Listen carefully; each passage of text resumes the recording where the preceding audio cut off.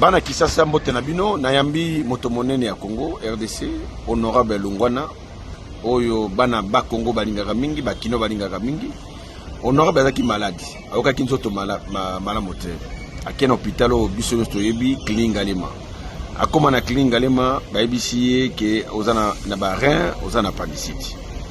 Alors likambeleki kuna moto ngaka sala intervention docteur ango akimaki.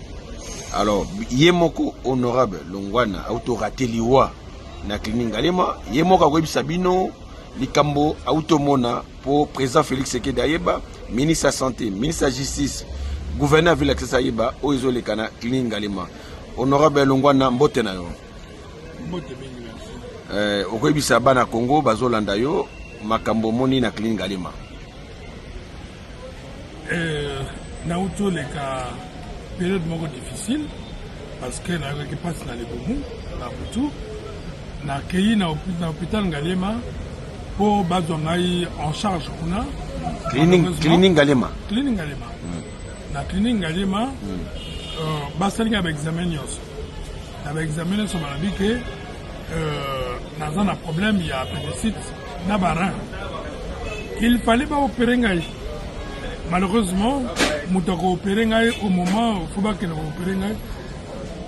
Docteur Abungi, je suis un téléphone à l'Azoya, je suis un téléphone. Je suis un téléphone. Je suis directement la photo. Je suis commis à l'hôpital Saint-Luc. Je suis examen. Non seulement que l'appendice n'est bien, Barren Nangai est très bien, donc Banga Balonganga yango pour rien. Mais danger n'a courir, c'est que Nazaraki n'a infection comme à Kassi na vésicule biliaire. Donc ce que Bango va opérer qui a le temps nazela n'a sala au babanga septicémie. Donc n'a un problème moko ya makasi et l'ingé me mangana liwa. Mais entre temps on découvre que l'échographie est ça la échographie est moni et locaux est bien il y a le bien mais en plus de ça il y a un problème na hôpital pas un zala qui va celle recherche l'échographie et ça la alors on doit imaginer faux diagnostic on a besoin de barra c'est tellement grave.